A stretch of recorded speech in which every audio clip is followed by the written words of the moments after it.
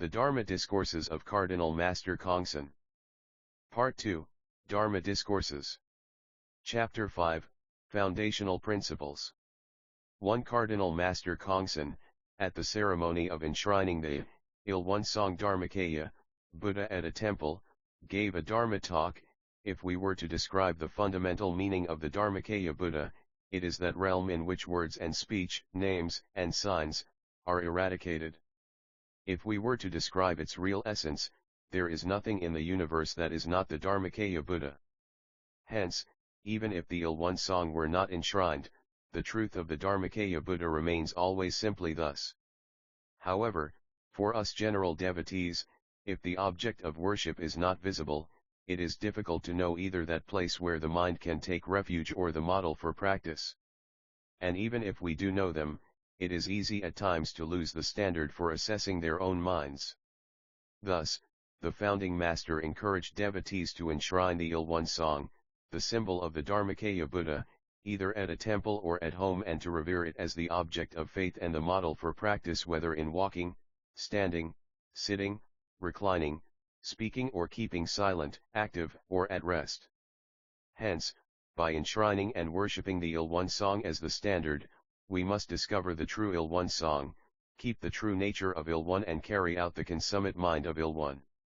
By bringing our lives into complete accord with the truth of the Il-One-Song, all of us must become the true masters of immeasurable blessings and immeasurable wisdom. 2. The Master said, the fundamental principle of the Il-One-Song involves the eradication of all relative objects. It cannot be described by speech, measured by thinking and calculation, or expressed by names and signs. This is the Il-One's essence of true voidness. While being truly void, it also is numinously aware and free from darkness. Its radiance pervades the 10 directions and its creative transformations manifest freely among the myriad forms. This is the marvelous existence of the Il-One. Within this true voidness and marvelous existence, the myriads of dharmas are also in operation, creating distinctions between arising and ceasing, coming and going, and wholesome and unwholesome karmic retributions, so that ultimately one progresses or regresses within the 6 destinies and the 4 types of birth. This is the cause and effect of the Il-One. This inseparability between true voidness, marvelous existence, and cause and effect becomes the one truth of Il-One.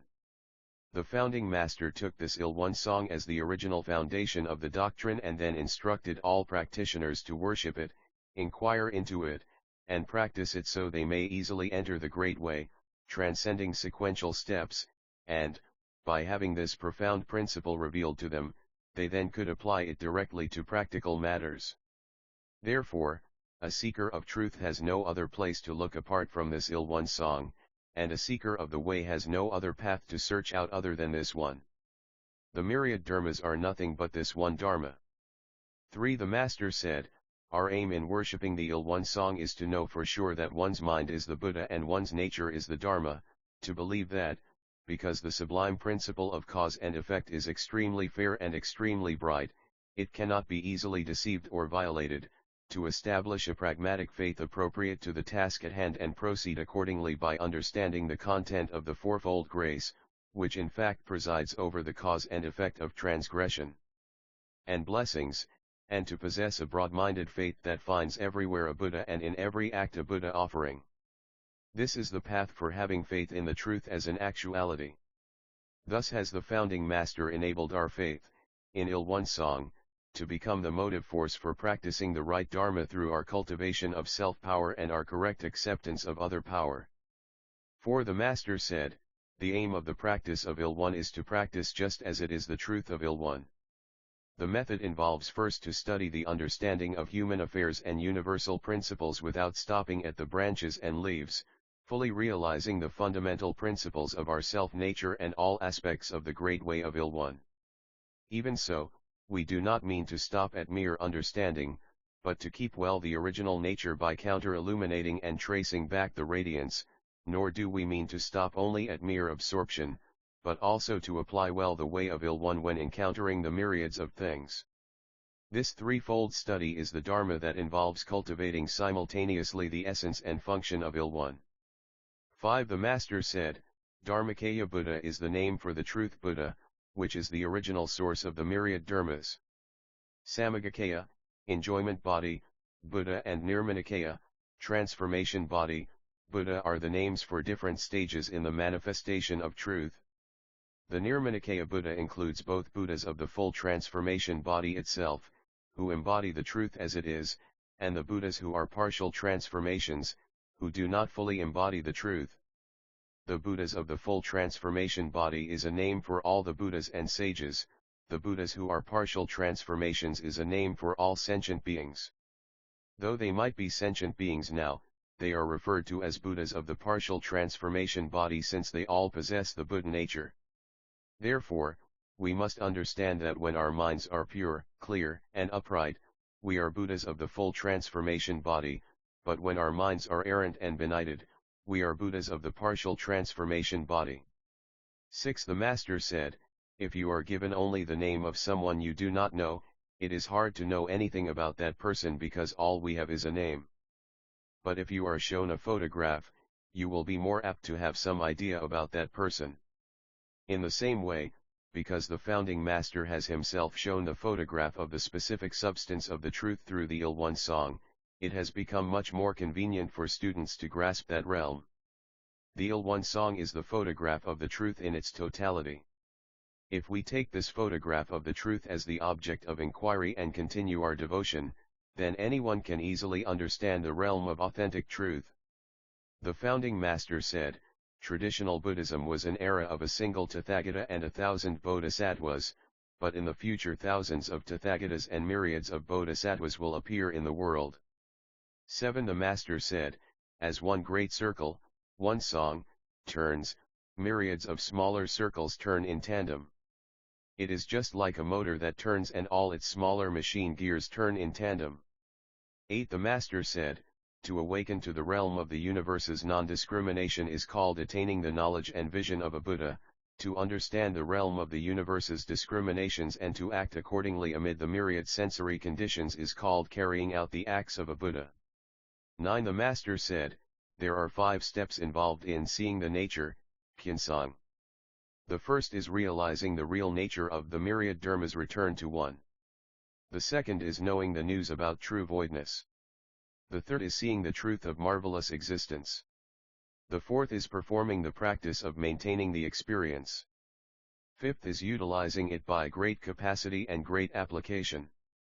10. The Master said, our natures are originally pure and clear, but, in accordance with sensory conditions, a response in congruence with the nature produces what is wholesome, and one in discordance with it produces what is unwholesome. This is the point of divergence between wholesome and unwholesome. A correct response produces right, a distorted one produces wrong.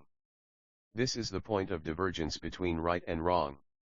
If the nature is concealed, we become benighted, if the truth appears, we become brilliant. This is the point of divergence between wisdom and foolishness. 11. The Master said, the reason the discriminations between sentient beings and sages and wholesome and unwholesome appear from our original nature, which is inherently free of any of these things, is because our original natures contain an ever-bright and ever-spirited numinous awareness. In the case of sentient beings, when their numinous awareness encounters sensory conditions, various idle thoughts emerge because they are enticed by habituations and the power of karma.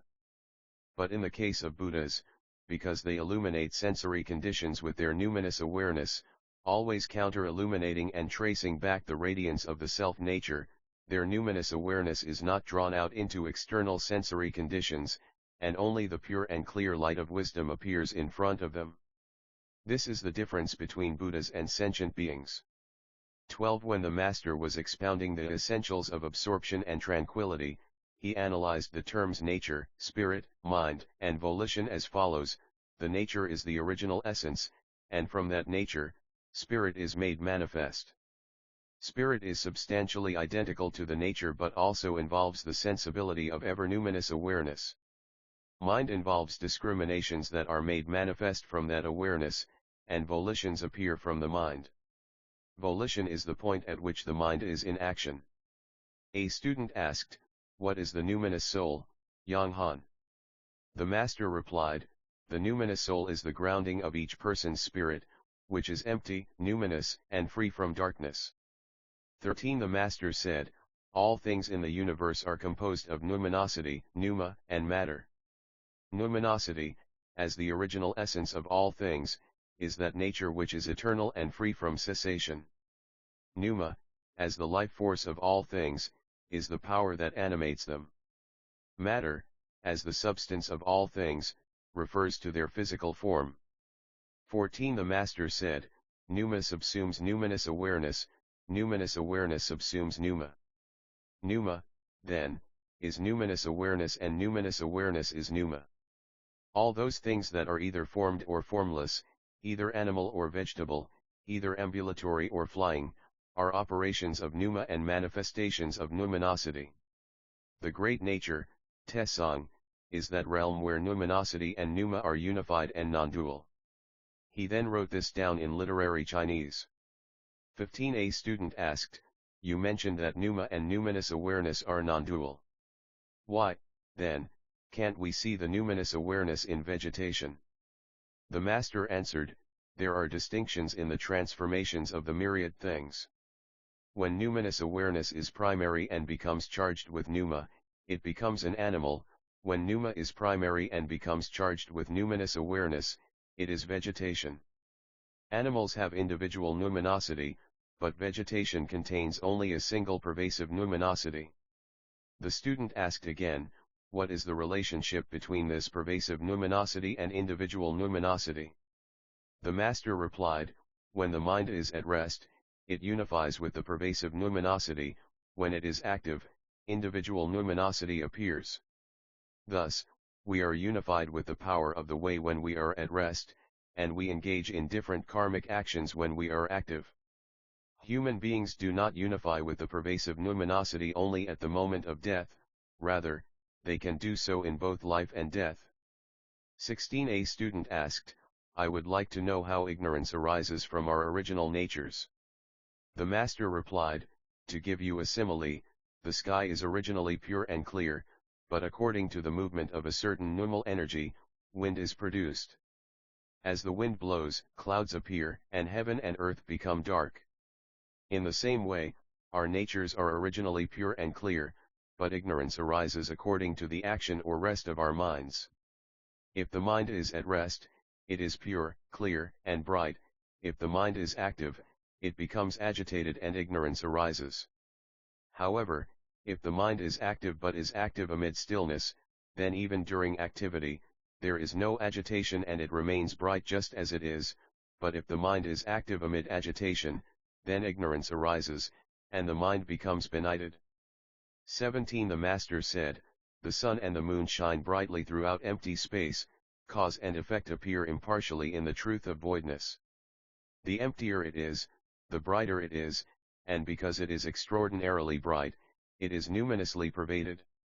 18. The Master said, when autumn falls over the land, the vegetation drops all its leaves, but when spring comes, it again becomes thick with foliage.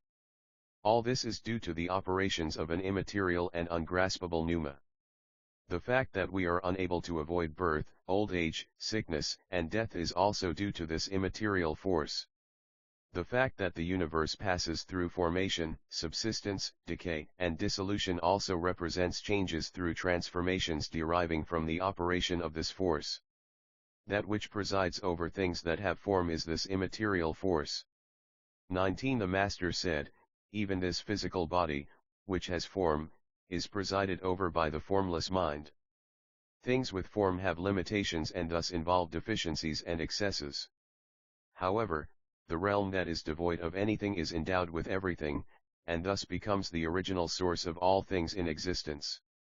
20. The Master said, empty space is the master of the myriad things under heaven, hence heaven and earth utilize empty space to bestow their virtue. The mind of voidness is the master of the myriad things, hence, only when you utilize it well will you be able also to utilize matter well. Sun is the great learning that enables you to know the mind of voidness and teaches the Dharma of how to utilize it. If you understand well the mind of voidness when utilizing it, then you will become the masters of the world. 21. The Master said, the quintessence of the Buddhist sutras is voidness. The founding master also spoke about voidness, completeness, and rightness. By understanding the principle of voidness and modeling yourself on the truth of voidness, you should always cultivate and nurture a pure and clear mind, and cultivate and put into practice selfless thought. 22 The Master said, if you can keep your mind empty like the empty sky, you can break out of ascending and descending through the cycle of rebirth. If you base yourself on this empty mind, you will always be progressing. If you stay removed from signs by basing yourself on this empty mind, then you will always be endowed with grace. Always abandon any signs that you have either bestowed grace on or been harmed by others, and always reflect on the deficiencies in your own virtue. 23 The Master said, you must become the empty sky. Because the sky is empty, it subsumes all things. To become great persons, our minds have to become like the empty sky. Regulate yourselves but do so with an empty mind, regulate your families with an empty mind, regulate your nation with an empty mind. In treating all your friends and all your countrymen, harmonize with them also with an empty mind. Hence, if in all things you are free from all signs regarding anything, as well as from remoteness or closeness, and if you have extinguished both hatred and love, then you are Buddhas and Bodhisattvas. 24 The Master said, only those discriminations that have arisen from the realm that is free from the characteristics of wholesome and unwholesome, beauty and ugliness, self and others, and delusion and awakening are correct. Only by realizing to and practicing truth through such discriminations will you become a complete person of the way. 25 The Master said, I becomes the source of both transgressions and blessings. An old saying goes, you get up from the very same ground on which you've fallen. Through I, you commit transgressions, through I, you create blessings. 26 The Master said, truth being obscured, one is dragged, being dragged, one goes astray, going astray, one commits transgressions. Since foolish persons are attached to thoughts only of themselves, they become obscured by selfhood and all their functions go astray, but when it comes to criticizing others, they have no obscurity at all and thus are ever clear. If they redirect this clarity and use it to rectify their own faults, they will attain great wisdom and great blessings. 27 The Master said, what does not exist is greater than what does exist, no thought is greater than thought. Generally, this is because being has boundaries, but non-being has no boundaries. For merit involving thought, an incomplete blessing is bestowed, for merit involving no thought, an uncontaminated, anasrabha, blessing is bestowed. As an ancient said, the virtue of heaven has neither sound nor smell. The Master said again, one who makes use of virtues that are free from traces is a person who uses virtues like those of heaven and he can easily govern the 10 directions. Do not try to obtain only human blessings, but make and receive the blessings of heaven. Do not try to become a teacher only of human beings, but become a teacher of the triple world. 28 The Master said, when we consider the principles of heaven and earth, if you ask from where things that are endowed with form and shape come, they come from non-being, and if you ask to where existent things return, they return to non-being. Even so, the people of this world work hard only at those things that have form and shape but don't know to truly work at those things that are free from form and shape. How can this not be a vain enterprise? If you instead exert half the effort you put into things that have form into the formless mind, that would be an excellent practice and the things that are endowed with form and shape would follow along accordingly. Also, when dealing with others, if you vanquish them to your heart's content, there will be nothing left to look forward to. Having made merit, if you arouse a thought of having made merit or if you receive payback right away, there then will be no blessings left for later. Do act, but act with generosity, make blessings but accumulate a lot of hidden virtue. With money, too, more interest will be accumulated if you save for the long haul. In the same way, blessings become greater if they are hidden. I must be in somewhat inadequate or harsh circumstances for there to be brighter days ahead. The fact that the Chongsan star occupies an unlucky position in the sky but nevertheless points in an auspicious direction indicates that one has to be in a disadvantaged position to be well served later. 29. The Master said, the reason the human mind is called either heavenly innocence or heavenly mind is because heaven and the human mind are one, not two.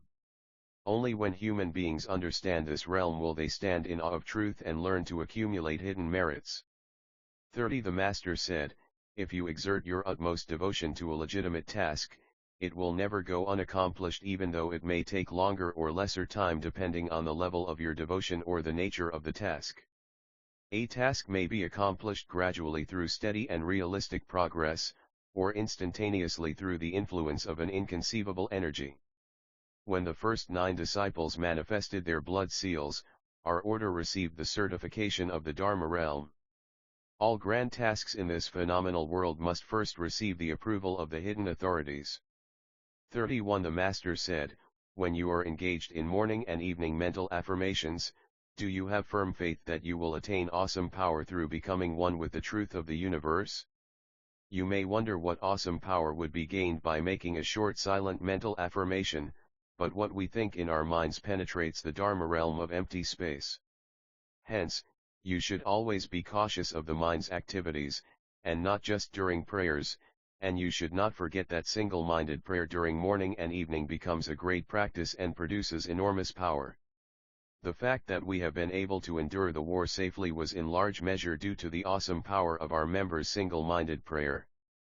Hence, if we serve others unselfishly and practice with a mind that is free from characteristics, then through that energy our order, our nation, and the entire world will attain enormous awesome power.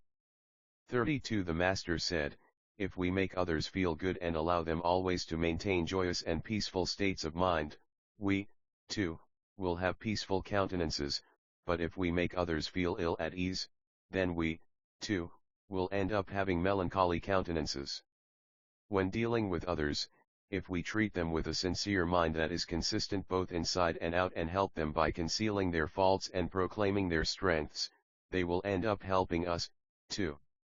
Thus, we should speak even to those we may dislike in the spirit of mutual life-giving and open our energies to them so that their energy may respond to us.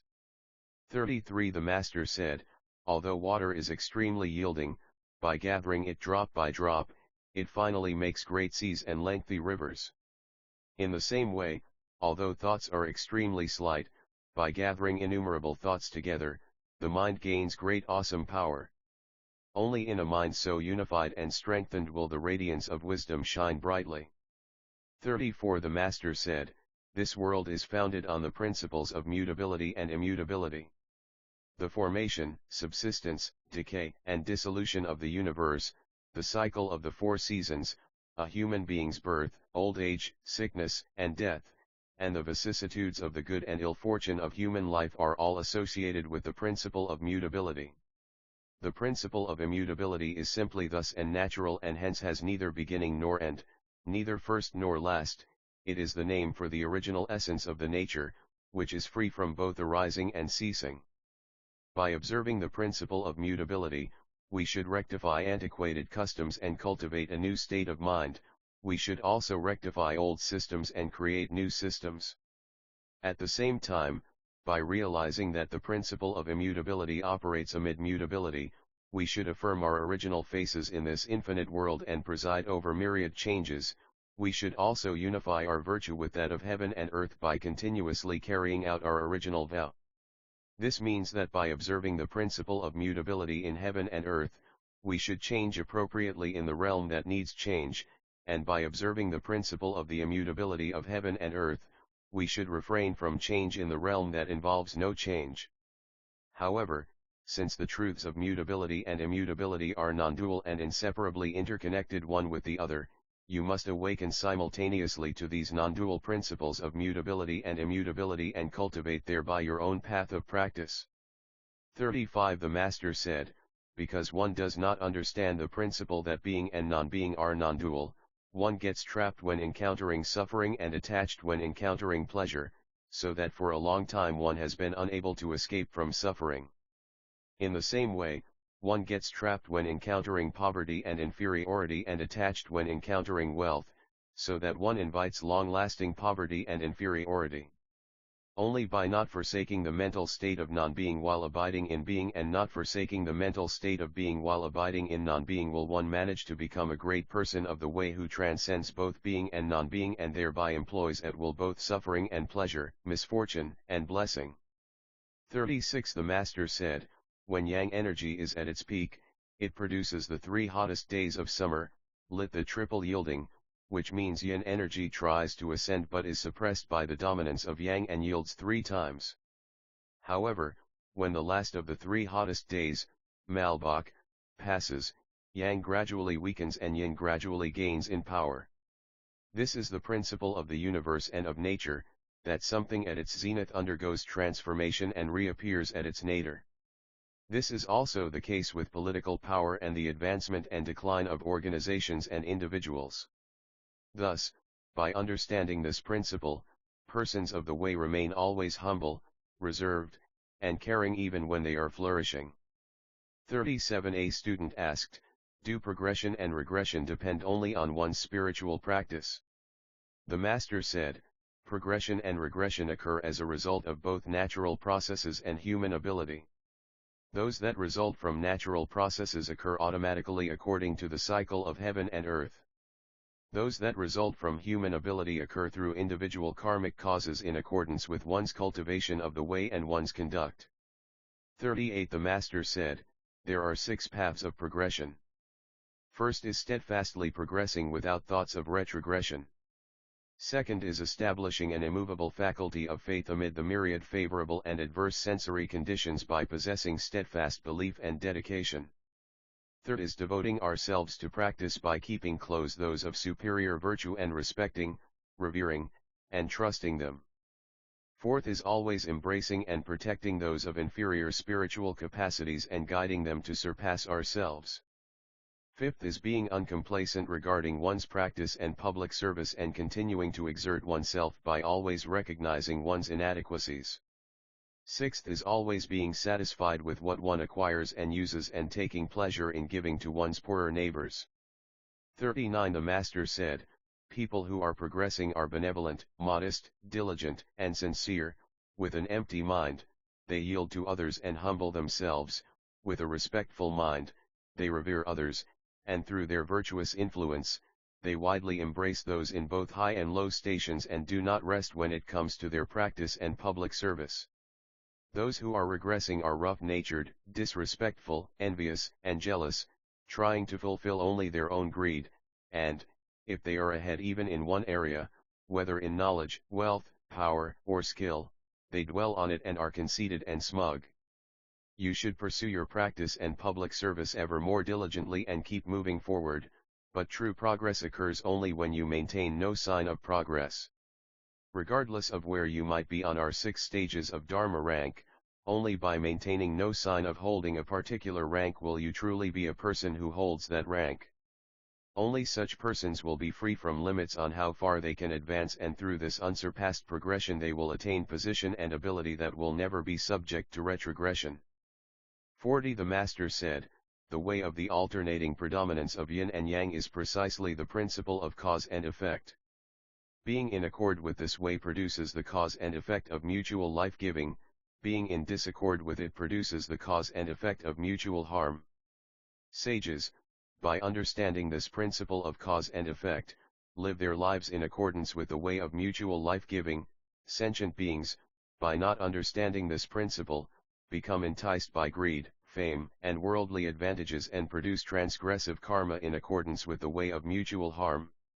Hence, there is no end to their transgressions and suffering. 41. The Master said, the relations of cause and effect can be differentiated largely into the 4 categories of mutual life-giving, mutual harm, congruent consequence, and adverse consequence. The cause and effect of mutual life-giving, which is causality involving wholesome causes and wholesome effects, refers to the congruent application of causes and effects for mutual life-giving and allowing wholesome relations between cause and effect. Those with this karmic affinity mutually support and rely on each other and are able to accomplish all things satisfactorily.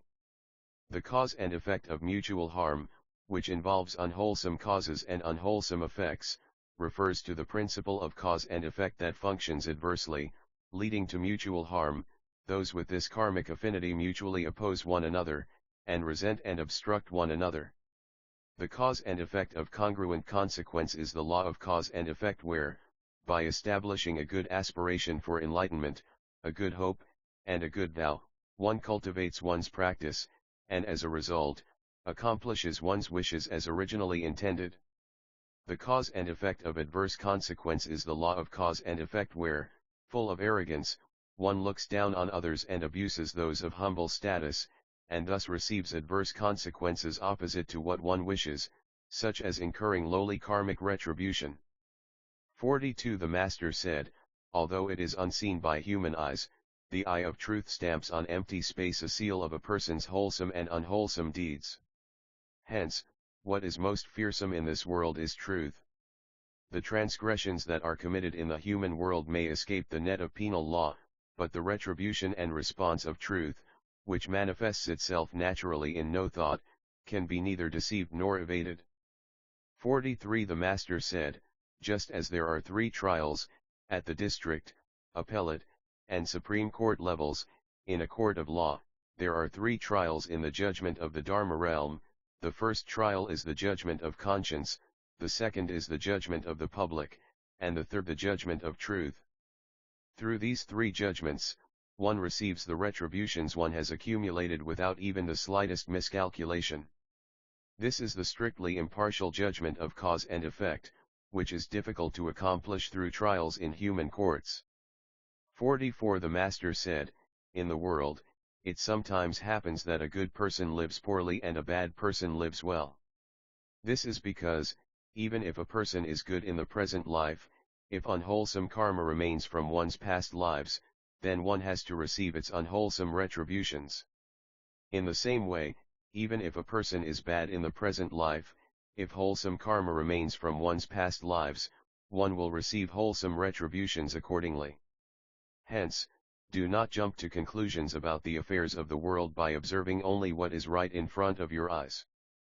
45 The Master said, all our karma ripens in its own time, either earlier or later, for good or bad, according to its quality. Thus, complaining that a meritorious deed we have done has not led to a meritorious effect immediately is like complaining right after planting the paddy lands that there is no rice to harvest immediately. 46 The Master said, everybody is curious about what happened to them in their past lives and what will happen to them in their future lives, but although these matters may seem inscrutable, they are actually easy to fathom. The Buddha had a truly astute saying, if you want to know what happened to you in your past lives, it is what you are receiving in this present life. If you want to know what will happen in your future life, it is what you are accumulating in the present life. If you previously made wholesome accumulations, you will receive wholesome effects in the present life, and if you are receiving unwholesome effects, then you made unwholesome accumulations in past lives. Those who understand this principle will make every effort to accumulate more wholesome karma, but those who do not will only lament. 47 The Master said, human beings accumulate through their body, speech, and mind all kinds of transgressions and blessings. Sages give pride of place to the formless mind, but ordinary people are fearful of what only materializes directly in front of them. However, the numinous and bright Dharma realm of empty space clearly responds to everything that appears even within the formless mind. Hence, not only must we be prudent in our physical actions and speech, but in even greater fear of mental transgressions, we must always be cautious of our thoughts before they manifest in action. 48 The Master said, if you prompt resentment or discontent in others' hearts, then they become your own formless prison. He continued, since the root of all transgressions exists only in the mind, don't let even a minor matter create enmity in another's mind, for it will become the seat of all unwholesome affinities. 49 The Master said, if you harm others, then that harm returns to you, so you end up harming yourself. If you respect others, then the respect also returns to you, so you end up respecting yourself. 50 The Master said, Everyone understands that a person who borrows money at double the interest rate in order to yield only 1% profit is foolish, but few understand that a person who appropriates public funds to help one's own family is even more foolish. Many understand that the goal of farming is to gain many bushels of grain from a certain amount of seed, but few understand the principle of cause and effect, wherein great blessings will be returned many tens of times over to people who make even a small amount of merit on behalf of the public at large. How, then, can we say that people truly understand profit and loss? 51 Kim Hung Cho asked, what karmic retribution accrues when a person incurs the karma of mutual harm on behalf of the public? The master answered, on a personal level, one can never be exempt from the karmic retribution that results from mutual harm. However, if through one's actions one has rendered much merit and virtue to the public, then that merit and virtue will bring about a great promotion and mitigate one's retribution. He continued, people who are unable to do the right thing out of fear of cause and effect are worse than those who know nothing about the law of karma. 52 The master said to his students during a lecture on the scriptures, imagine you are the 10 kings of the dark realm of Yama, who judge the fate of the deceased, and answer my questions with the language of heaven. The language of heaven is free from any partiality or deficiency and is utterly fair and selfless. He then asked, what would happen to people who do not understand the duties, propriety, and honor of human beings but instead behave as they please? Pak Ungak replied, since they haven't fulfilled the duties of human beings, they become people who are hardly human. When their lives are over, they will fall from the human destiny and be reborn in the evil destinies, of hell denizens, hungry ghosts, and animals. The master asked again, what happens to people whose bodies are committed to a religious order but whose minds drift toward the secular world? So Sen answered, one's affinities with the Buddha will gradually weaken and they will eventually fall back into the secular world. The master asked again, what happens to ordained devotees who, rather than rendering benefit to the public, cause only moral, physical, or material harm, or create much mental anguish for the leaders by such acts as pursuing private gain under the pretext of serving the public? Yi Unsok answered, in truth, the debt owed to the public is so much greater that it will be difficult to pay it back fully. Those who have intentionally done harm to the public will have to pay it back by being reborn as a cow or a horse in the next life. Those who have caused the leaders much mental anguish will be reborn into murky states. The master asked again, what would happen to those who steal from the Buddha's enterprises or those who unjustly take others' possessions no matter how insignificant? Kim Changyong answered, the founding master said in a Dharma talk, do not even pick up something dropped on the street, and, by picking it up, you will take along with you both the object and the misfortune of the owner's injury from the loss of his possession. Hence, they certainly will suffer the retribution of being reborn as cows or horses, but even if they were to be reborn as human beings they will be poor and lowly and will frequently lose their possessions. The master asked again, what would happen to those who, without knowing the facts, speak indiscreetly and cause calamities in the order, or those who, by recklessly revealing others' secrets, hinder others' progress and spoil many people's faith and public spiritedness? Kim Yunjung replied, since they have made bad karma through their speech, they will in turn suffer from malicious gossip. Their progress will be blocked because of their transgression of interfering with the Buddha's work. If their transgressions are extremely serious, they will receive the karmic retribution of being reborn as a deaf mute. The master praised them, all of your words are the words of heaven. 53 Yi Kong asked, what creates the seed of wholesome faculties? The master said, making a habit of favoring goodness creates the seed of wholesome faculties. Past habituations create seeds for the present, and present habituations create seeds for the future. 54 A student asked, in accordance with the law of the 12 links of dependent origination, Pratityasamutpada, is the Buddha also reborn due to ignorance, avidya? The master replied, the Buddha is reborn freely of his own accord. The student asked again, wasn't the Buddha also benighted before he attained enlightenment? The master replied, during the process of his rebirth, he might briefly have been benighted, but he quickly became enlightened to his original nature. With anyone, what one has cultivated in one's past lives is realized quickly, hence, it is easy to master up to the level of one's past cultivation. 55 The Master said, affinities include both superior affinities and inferior affinities. Superior affinities open up our path ahead and enhance the zeal for progress and spiritual awakening. Inferior affinities obstruct our path ahead, promoting laziness and depravity, and separating us from wholesome affinities. 56 The Master said to Ko Hyenjong, among the various types of blessings, the blessing of wholesome affinities is the best. Among wholesome affinities, an affinity with the Buddha is the best. The 5 blessings are rooted in the blessing of wholesome affinities. Hence, you should eagerly seek to become close to those who have wholesome faculties.